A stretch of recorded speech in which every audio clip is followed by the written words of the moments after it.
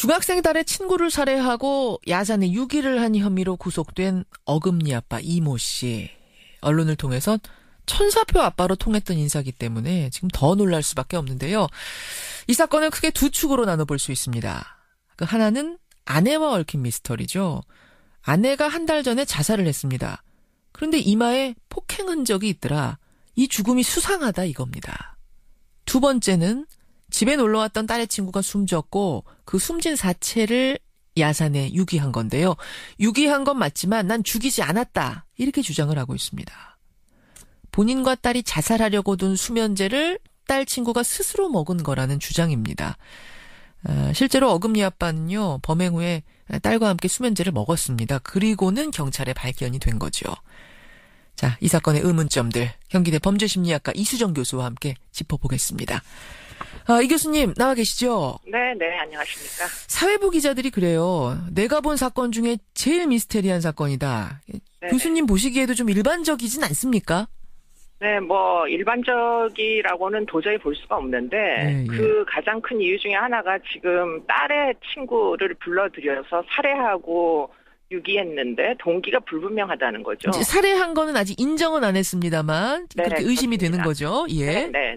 본인이 처음에 진술했을 때는 수면제로 이제 추정되는 영양제인 줄 아이가 알고 먹었다. 그렇죠. 라고 얘기를 했다가 지금 1차 부검 결과가 교살이라고 사실 나왔습니다. 목을 이렇게 질식사 이렇게 나온 건가요? 네, 그래서 끈으로 목에 감아서 결국은 이제 목 아랫부분, 얼굴 아랫부분에 이제 표피가 벗어진 상처가 있는 형태로 사망에 이르렀다는 건데요. 예. 일단 죽였다는 게 만일 분명할 때는 범죄는 목적이 없이 일어나는 경우보다 목적이 있는 경우가 훨씬 많기 때문에 지금 이 사건 같은 경우에는 성추행과 연관된 흔적이 나오지 않았다라는 게 이제 경찰의 발표라서 그럼 대체 왜 죽이느냐 어린애를 하는 부분에서 지금 본인도 제대로 진술을 안 하고 있고 경찰도 아직 갈피를 못 잡고 있는 것으로 보입니다.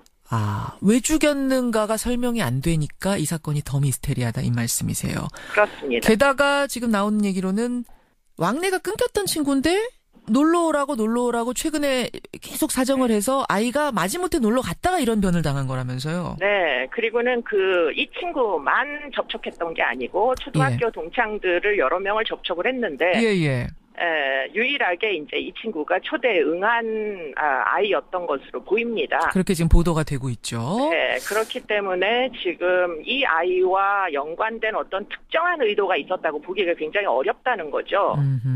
그게 이제 또 다른 의문을 유발시키는 이유가 사실 됩니다. 왜 딸의 친구들을 불러들이려고 했는가? 그렇죠. 왜 죽였는가? 이 부분이 설명이 안 된다는 이야기. 네. 자, 그러면 여기서 딸은 적극적으로 개입을 했다고 봐야 되는 건가요? 지금 보면은 이제 CCTV상에서 시신을 유기할 때 딸이 가담을 합니다. 가담한 건 사실이거든요. 이 딸의 참여는 어떻게 보세요? 지금 이 가족 구성원들 간의 관계를 좀 우리가 이해를 해야 될 필요가 있겠다 이 생각이 드는 것이. 이 어금니 아빠 가족이요? 네. 지금 이 아버지와 그 아버지의 유전인자를 받은 이 딸은 지금 같은 질병을 앓고 있습니다. 예. 그렇기 때문에 이제 잇몸이 다 무너져서 종양이 생기는 이런 이제 질병을 앓고 있다 보니까 결국 생활이 안 돼서 지금 이 아버지가 모금을 인터넷을 통해 가지고 하는 것으로 지금 생계 유지가 됐었고요. 블로그를 운영하면서 거기서 모금을 해서 살아온 거죠. 네, 그래서 이제 어금니밖에 남지 않을 정도로 종양들이 많이 자랐기 때문에 그래서 어금니 아빠란 별칭을 얻게 된 것도 그 과정 중에 있습니다. 맞습니다. 그렇기 때문에 이 아이 같은 경우에는 이 아버지가 그와 같은 활동을 하지 않는 경우에는 본인의 질병의 치료는 물론이고 생계 유지가 어렵다는 처지에 놓여 있는 거죠. 그걸 사실은 딸도 알고 있다는 얘기예요. 그렇죠. 중3 정도 됐기 때문에. 봐왔기 때문에. 그렇죠. 그러면 상당 부분 이제 종속적인 관계에 놓일 수밖에 없는데 만일 그런 특이한 관계의 부녀지간이라면 아버지가 시키는 일이 심지어는 의도가 의심되더라도 별다른 저항 없이 순응했을 가능성이 얼마든지 있기 때문에 이게 지금 독자적인 의사결정 능력이 있는 아이의 행위라고 보기에는 좀 어려운 측면이 있거든요. 그렇기 때문에 이 딸이 친구를 불러들이고 시신유기에 동반을 하고 이건 뭐 CCTV에 찍힌 증거가 있기 때문에 그렇죠. 그런 종류의 조력자로서의 역할을 우리의 상식으로 대체 애가 왜 저런 짓을 했느냐, 쟤도 공범이 아니냐 이렇게 판단을 하는 것은 좀 너무 시기상조가 아닌가. 왜냐하면 아직 그 가족 내에는 또 다른 문제가 하나 있는 것이 엄마가 결국은 지난달에 자살을 했거든요. 그 의혹도 지금 풀리지 않은 상태이기 때문에 지금 경찰이 이 부녀 관계의 특이성을 이해하려면 그 엄마의 자살 사건 그리고는 그 엄마의 의혹, 자살의 의혹 중에 하나가 시아버지 자리, 그러니까 시아버지의 위치에 놓인 남자로부터 8년간 성폭행을 당했다. 의붓 시아버지로부터 그렇죠. 8년간 성폭행을 당했다고 고소를 한 뒤에 며칠 뒤에 투신 자살을 한 거라고 그렇습니다. 하죠. 그 고소를 또 남편이 아이를 데리고 미국에 간 동안 혼자 가가지고 강원도까지 가서 신고를 했거든요. 성폭행 당했노라고. 그러니까 그런 과정이 지금 제대로 이해가 되지 않아서 도대체 이 부녀 관계가 어떤 관계이길래 이 지금 10대 소녀가 자기 친구의 시신을 유기하는 과정에 동참을 했는지를 제대로 이해하기가 어렵다고 생각이 듭니다.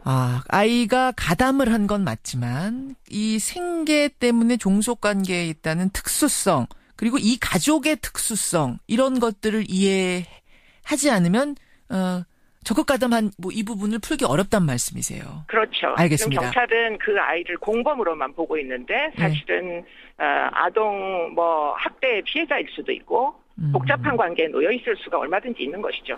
근데 인터넷으로 모금하는 것만으로 그렇게 넉넉한 생활을 할 수가 있는 겁니까? 본인의 차도 호화로운 차고 거기다가 지인 두 사람의 외제차까지 해서 3대를 굴렸다 얘기가 나오고요. 월세긴 하지만 두 채의 집도 있었다고 하고. 네, 상당 부분 일반 평균 수준보다는 지금 여러 가지로 생활이 윤택했던 걸로 보이는데요. 그 이외의 수입 경로가 있었는지 하는 것들도 지금 조사가 돼야 될 것으로 보입니다. 지금 공식적으로는 무직이거든요. 그렇습니다. 이분이 지금 전과가 10번이 넘는다고 지금 알려지고 있는데. 전과 18범으로 알려졌습니다. 네, 정확한 내용이 오픈이 안 돼가지고 무슨 전과인지 모르겠는데. 몸에 전신에 문신이 있고 또 안에도 전신에 문신이 있었고 이런 여러 가지 정황들이 이들이 단순히 모금만으로 생존을 한 것인지 아니면 어떤 다른 범죄 수익으로 이제 함께 어떤 재정원을 확보한 것인지 이런 것들이 지금 추가적으로 조사가 이루어져야 된다. 그리고는 지금 그런 의심을 하는 연유에는 지금 이 차를 빌려가지고 시신유기를 하는 과정에서 이 지인은 지금 어떤 목적으로 차를 빌렸는지 알고 있을 가능성이 굉장히 높은 것으로 보여서 사실 공범으로 지금 추가 수사가 이루어지는 것으로 알고 있습니다. 그렇죠. 그렇다면 이들의 관계는 대체 무엇인지 범죄 수익을 나누었던 자들인지 그런 부분에 대해서 지금 아직은 진상이 밝혀졌다 이렇게 보기가 어려운 거죠. 알겠습니다. 그런데 그렇게 범행을 해놓고 부녀는 자살 기도를 해요. 그렇다 보니까 그래도 죄책감을 느꼈으니까 목숨을 끊으려고 했나 보다. 최소한의 양심은 있나 보다. 이렇게 생각하시는 분들도 계시거든요. 이 부분은 어떻게 보세요?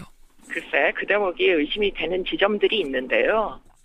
형이란 분이 계십니다. 친형이죠. 형이 있습니다. 네. 그런데 이제 이 자살을 목적으로 약을 먹기 전에 형에게 유서에 해당하는 것을 넘겨주고 이것을 게시를 해달라 하고 나서 사실은 자살 시도를 한 것이거든요. 그러니까 자살을 한 뒤에 어금니 아빠 블로그에 유서가 올라오는 거예요. 그렇습니다. 이미 수면제 먹었는데. 그래서 누가 올린 건가 하고 조사를 해봤더니 친형이 올려준 거라는 거잖아요. 네. 그런데 이제 일반적으로 친형이라 하면 동생이 사망에 이르는 짓을 이제 하겠다는 것을 예고했으면은 당장 쫓아가서 동생을 뜯어 말리는 게 정상이죠. 근데 어떻게 동생이 그와 같은 시도를 하는 걸 내버려 두고 일정한 시간 이후에 유서만 탑재하는 방식으로 매우 부적절한 대응이라고 볼 수밖에 없는 행위를 하느냐. 이 대목도 사실 설명이 안 되거든요. 희한해요. 그러니까 지금 여기서 좀 주목을 해봐야 될 것이 아까 차 석 대를 이 사람이 굴렸다 그랬지 않습니까? 한 대는 자기 차고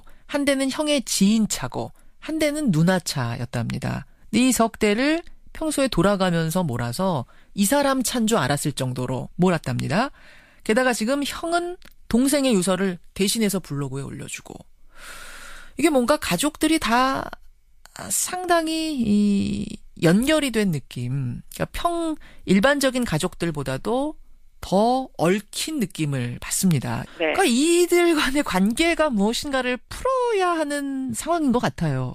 네, 그렇습니다. 근데 그게 사실은 아내의 자살 사건과 상당히 유관하게 보이거든요. 아내의 자살 사건하고는 또 어떻게요? 그러니까 아내를 성폭행을 8년 동안 했다라는 자가 또 가족 관계에 있는 뭐 본인의 친모의 동거남인 것이죠. 의붓 아버지. 그렇죠.